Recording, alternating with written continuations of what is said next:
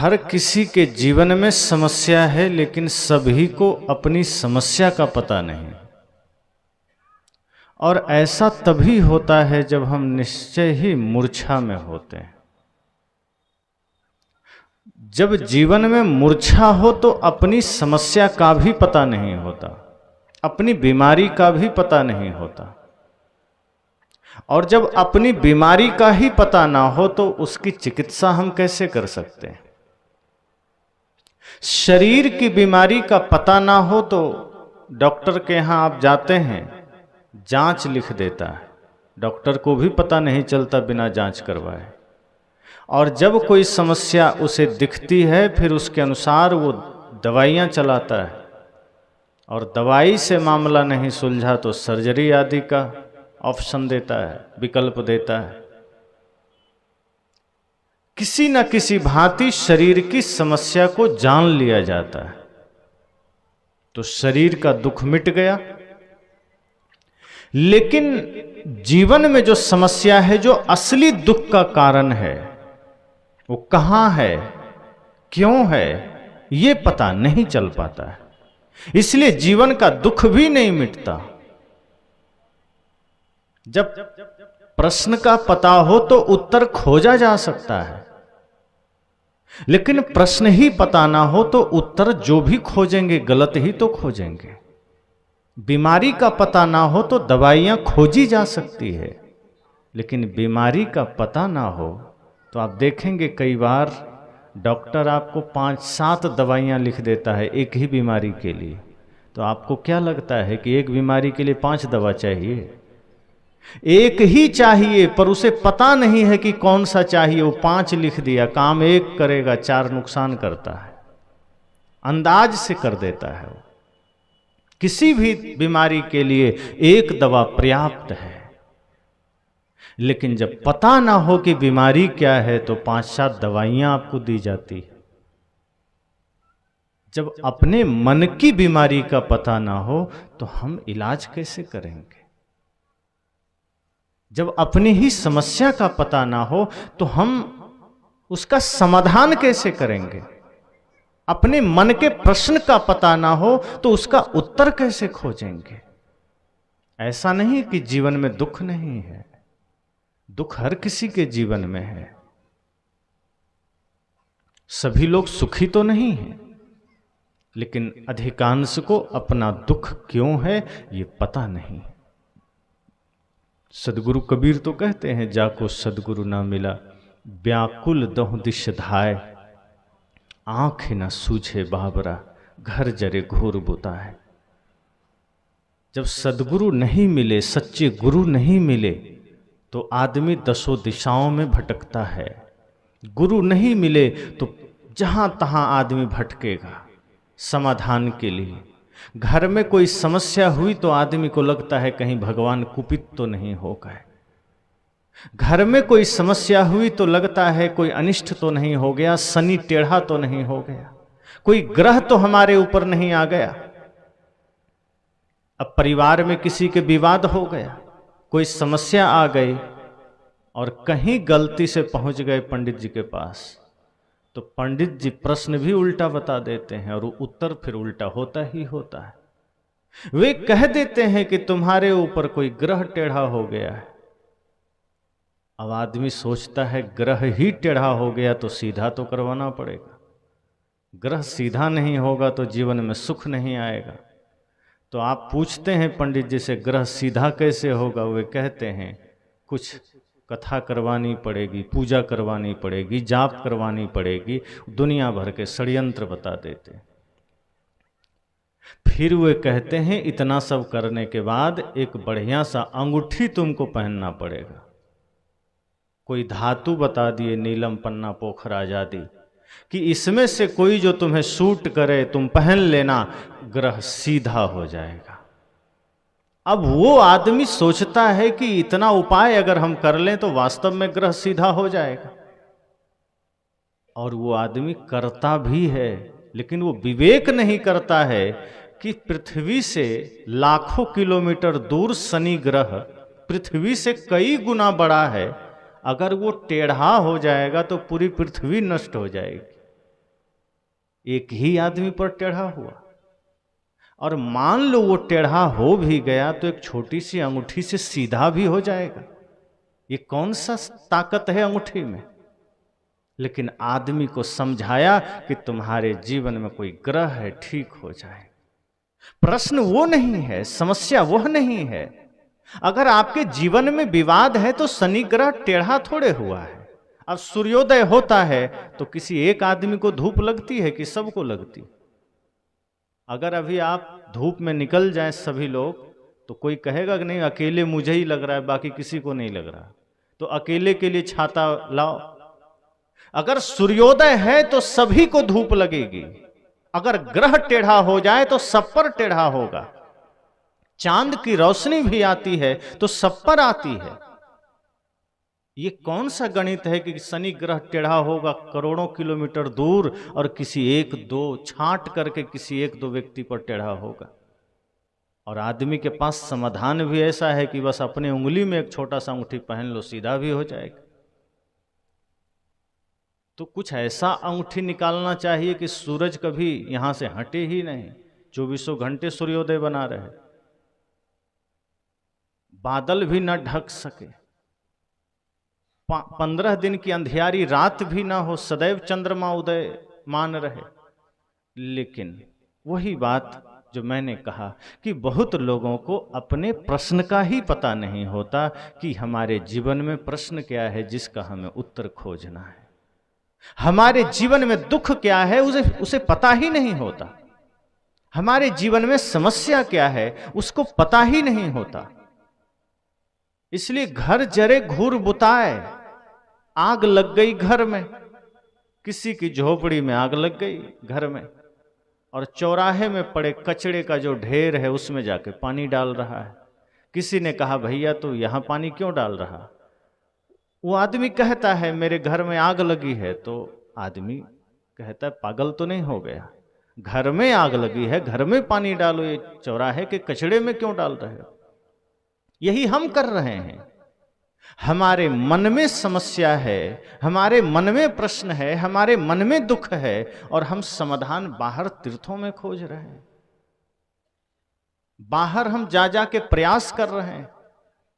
दुख का कारण हमारा मन है, दुख का कारण हर किसी का मन है, लेकिन मन के लिए हम कोई उपाय नहीं करते कि इस मन को कैसे ठीक किया जाए।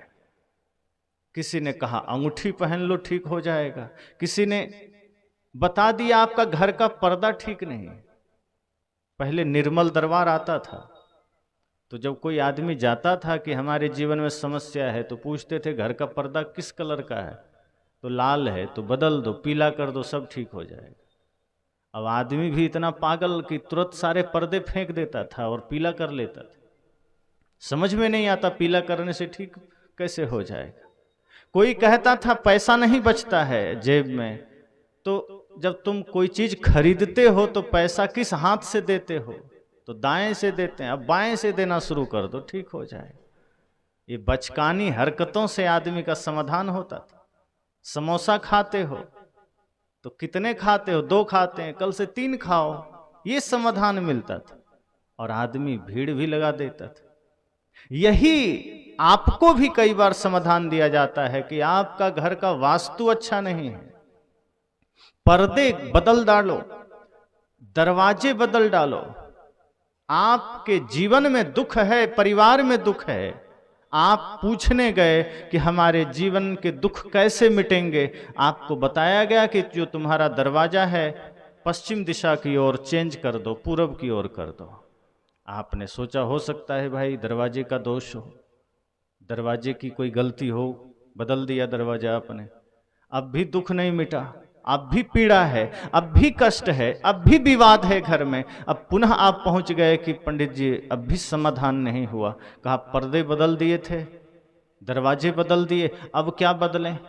कहा तुम घर में टाइल्स लगाओ, सब उखाड़ दो, मार्बल लगाओ। अब वो टाइल्स उखड़वा दिया, मार्बल लगा दिया, अब दुख नहीं मिटा, अब क्या करें? तो रसोई घर गलत जगह में बना है, तोड़ो, बाहर बनाओ, रसोई तोड़वा दिया। अब भी दुख नहीं मिटा, अब क्या करें, तो शौचालय गलत जगह में बना है, वो घर के किनारे अकेले कहीं बनाओ, वो बना दिया। धीरे धीरे करते वो सारा घर तोड़वा दिया, दुख नहीं मिटा किया। यही तो सदगुरु कहते हैं कि मन में है समस्या, मन है दुख का कारण, वो बस नहीं किया। घर के पर्दे बदल डाले, टाइल्स बदल डाले, घर के दरवाजे तोड़ डाले, पूरा घर बदल गया, लेकिन जो बदलना था वो न बदला। घर ही नहीं बदले। कई लोग तो ऐसा करते हैं, गांव छोड़ देते हैं कि इस गांव में, इस घर में दुख है, समस्या है, यहां रहेंगे तो पीड़ा रहेगी, यहां रहेंगे तो कष्ट रहेगा। पंडित जी ने कहा तुम गांव बदल दो। आदमी गांव बदल के कहीं और चला जाता है, नए सिरे से आरंभ करता है, लेकिन समाधान नहीं मिलता। कभी आपको कहा जाता है कपड़े बदल डालो, आप कपड़े बदल लेते हैं। कभी गांव बदल लेते हैं, घर बदल लेते हैं, सब कुछ बदला, लेकिन सदगुरु कहते हैं कि मन नहीं बदला तो सब कुछ व्यर्थ है। कुछ बदलने की आवश्यकता नहीं है, सिर्फ मन को बदल लीजिए। नया घर हो, पुराना घर हो, काला कपड़ा हो, नीला कपड़ा हो, टाइल्स हो, मिट्टी हो, सब चल सकता है, लेकिन मन अगर बदल गया तो कोई दिक्कत नहीं। सुख है, संपत्ति वही है, समृद्धि वही है। जिसका मन निर्मल हो गया, जिसका मन बदल गया, वो झोपड़ी में भी शाहंशाह है, सम्राट है। जिसका मन गंदा है, वो रावण की तरह सोने की लंका में भी बेचैनी में है। सोने की लंका में बैठा हुआ रावण भी रो रहा है, भय में जी रहा है, चिंता में जी रहा है, पीड़ा में जी रहा है, लेकिन झोपड़ी में बैठी हुई माता शबरी परमानंद में जी रही है। शरीर पर कपड़े कम हैं, झोपड़ी टूटी हुई है, पैर में पादुका नहीं है, लेकिन कष्ट नहीं है जीवन में, क्योंकि मन निर्मल है। इसलिए हमें पता ही नहीं होता कि हमारे मन में समस्या क्या है।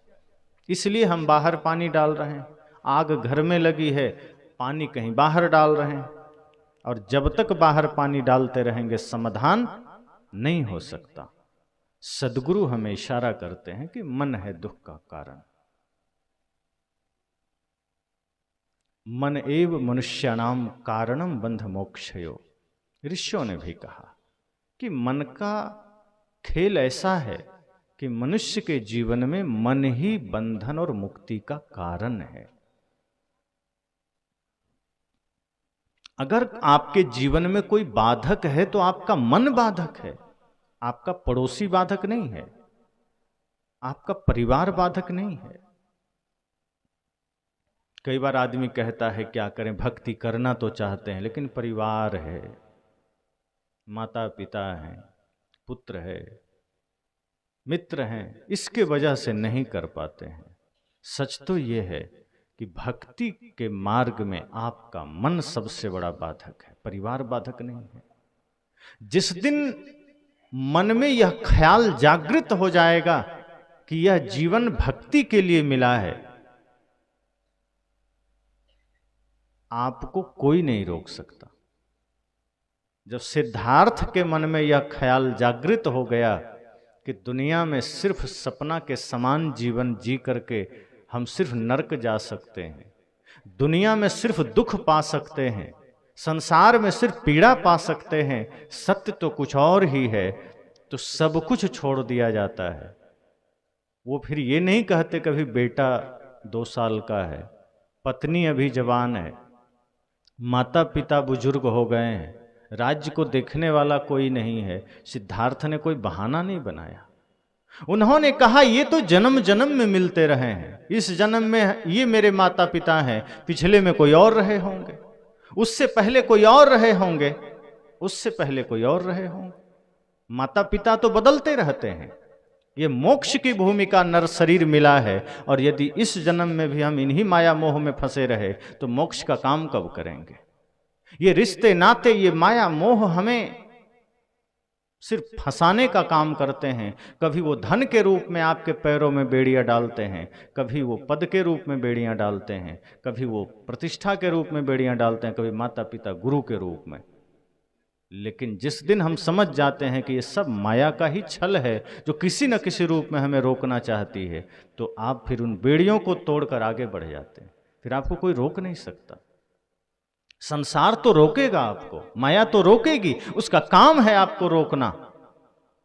लेकिन आप उसे समझ तब पाते हैं जब आपको यह पता चलता है कि समस्या बाहर नहीं भीतर है। आपके दुख का कारण कोई दूसरा नहीं है, मन ही दुख का कारण है और मन आपके अधीन होना चाहिए। लेकिन उल्टा होता है, हम मन के अधीन हो जाते हैं, मन हमारा मालिक हो गया। जैसे कोई नौकर नौकरी कर रहा है किसी के घर, और नौकरी करते करते वो मालिक के ऊपर शासन करने लगे और मालिक लाचार होकर उसका गुलाम बन जाए।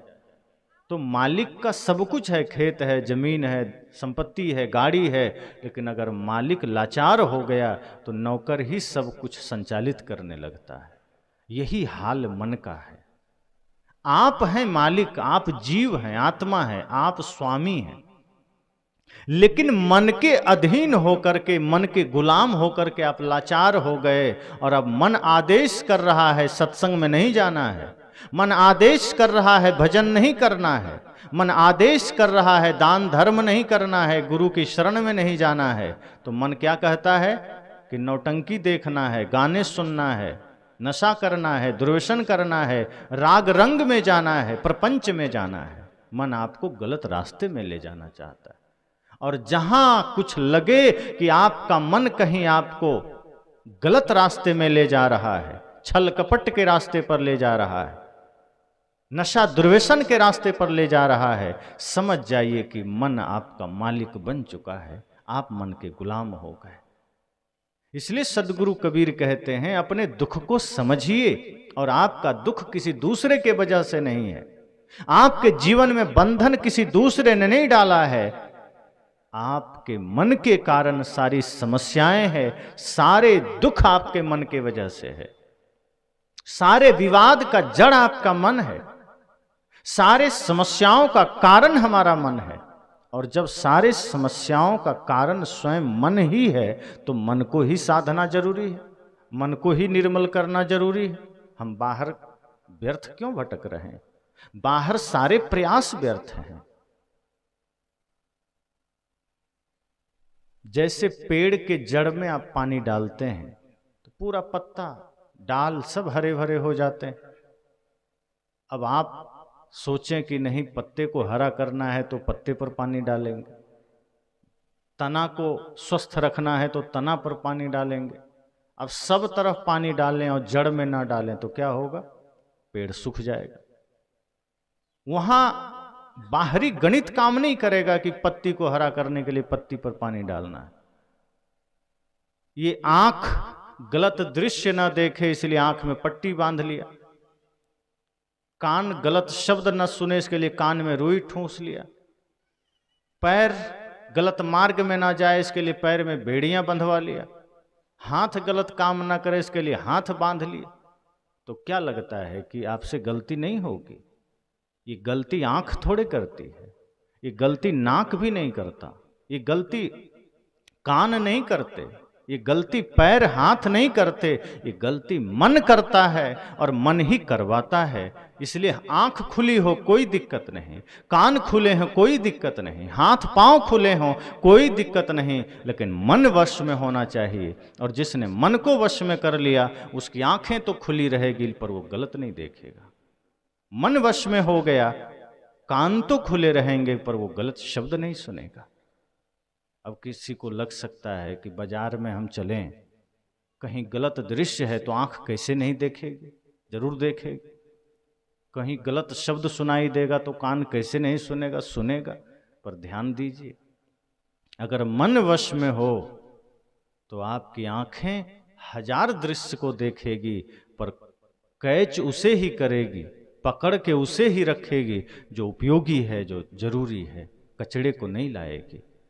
यही सदगुरु कहते हैं कि जब मन वश में हो जाएगा तो आप जाएंगे संसार में, बाजार में, पूरी दुनिया आपके सामने होगी, पेड़ पहाड़ पर्वत आपके सामने होंगे, तमाम तरह के दृश्य आपके सामने होंगे। अच्छे बुरे चित्र आपके सामने होंगे, लेकिन जब आपका लक्ष्य सही हो जाता है, जब आपका मन सही हो जाता है, वश में हो जाता है, तो आपकी आंखें वहीं जाके टिकेगी जो जरूरी है, जो आवश्यक है। अब आप सभी बाजार जाते हैं, जो शाकाहारी लोग हैं, सब्जी मार्केट चले गए, थोड़ी ही दूरी पर मुर्गी लोग बेच रहा है, मछली बेच रहा है, तो क्या करते हैं आप? मुर्गी खरीदते हैं कि नहीं ये तो मुझे दिख रहा है, इसे भी खरीद लेते हैं। सब कुछ दिख रहा है आपको, लेकिन जो आपको जरूरी है आप वही खरीद के चले आते हैं। किसी को कपड़ा खरीदना है, बगल में लोहा का दुकान है, तो आप कहते हैं कि क्या करें, बगल में लोहा का भी दुकान दिख गया, आप तो लेना पड़ेगा। आपको जो आवश्यक लगता है आप वो खरीद के चले आते हैं। इसी तरह से जब मन वश में हो जाता है, तो संसार में जहां भी आपकी आंखें जाती है, आपकी दृष्टि जाती है, आप कुछ भी कचरा नहीं उठाते, आप फिर वही लेते हैं जो आपके लिए जरूरी है, जो आपके लिए आवश्यक है। फिर आप जहां तहां मन को ले नहीं जाते, लेकिन जब मन मालिक बना बैठा हो तो मन आपको नचाएगा, कभी नशा के मार्ग पर ले जाएगा, कभी हिंसा के मार्ग पर ले जाएगा, कभी विवाद के मार्ग पर ले जाएगा, कभी छल कपट के मार्ग पर ले जाएगा। और आपके घर के टूटने का सबसे बड़ा कारण आपका मन है, क्योंकि मन आपका मालिक हो गया और वो अहंकार, काम, क्रोध, लोभ, मोह को ही अपना शक्ति बना लिया। अब जिस मन में अहंकार हो, जिस मन में छल कपट हो, ईर्ष्या द्वेष हो, स्वार्थ हो, फिर वो कभी भी आपको स्थिर नहीं रहने देता। वो समाज को बांटेगा, घर को बांटेगा, जीवन को बांटेगा। इसलिए सद्गुरु कहते हैं मन को निर्मल रखिए। मन निर्मल रहेगा, आपका घर स्वर्ग बना रहेगा। सब चाहते हैं बढ़िया जीवन हो, बढ़िया घर हो, बढ़िया समाज हो, उसके लिए खुद को बढ़िया बनाना पड़ता है। हम सदैव दूसरे में अच्छाई तलाशते। हर आदमी कहता है कि मेरे से ईमानदारी का व्यवहार रखना, मेरे साथ छल मत करना, लेकिन कभी आदमी अपने से ये सवाल नहीं करता कि दूसरे को कहने से पहले हम दूसरे से छल करना छोड़ दें, हम किसी से झूठ बोलना छोड़ दें। जब आपको किसी का झूठ पसंद नहीं, आपको किसी की निंदा पसंद नहीं, आपको किसी से क्रोध पसंद नहीं, फिर आप दूसरे को क्रोध क्यों देने को तत्पर हैं? फिर आप दूसरे से झूठ क्यों बोल रहे हैं? फिर आप दूसरे के साथ विवाद क्यों कर रहे हैं? सद्गुरु कहते हैं दुख का कारण आपका मन है। मन ही हमारे जीवन में मोक्ष का भी कारण है, मन ही बंधन का कारण है। मन को समझ लें तो दुख समझ में आ गया, फिर समाधान हो सकता है, वरना भटकते रहेंगे, पता ही नहीं चलेगा। रास्ते में कोई अंगूठी बेचता मिल जाएगा, आप वहाँ बैठ जाएंगे कि थोड़ा सा ले लें। आप देखिए कहीं कहीं आपको मिल जाएगा। स्टेशनों के बाहर बहुत से लोग अंगूठी बेच रहे होते हैं, ताबीज बेच रहे होते हैं। वे कहते हैं कि अगर ये अंगूठी ले लिया तो घर में धन बरसेगा, लक्ष्मी साक्षात तुम्हारे घर आ जाएगी। और आप सोचते हैं अगर 100-200 रुपये में लक्ष्मी घर आ जाएगी तो क्या दिक्कत है। पर वहाँ ये विवेक नहीं करते कि जो आदमी 50 अंगूठी लेके बैठा हो, अगर इतनी ही लक्ष्मी अंगूठी से घर आती, वो तो 10 उंगली में पहन लेता खुद। अब 10 में पहन लेता, सोचो कितनी लक्ष्मी उसके घर आती। लेकिन बेचारा 150 के लिए धूप में बैठा धूल खा रहा है और आपको उल्लू बना रहा है। लेकिन आपका मन वहाँ उल्लू बन रहा है। वो समझ रहा है, आपको भी मन समझा रहा है कि नहीं यही ठीक है, पहन लो अंगूठी, क्या होता है। बहुत से लोगों को मैंने देखा, सभी उंगलियों में अंगूठी, अंगूठा छोड़ करके। तो पूछता हूँ मैं कई बार कि ये किस लिए कहा, ये अमुक पंडित जी ने दिया, ये किसी ताबीज वाले ने दिया, ये किसी ने दिया, किस लिए?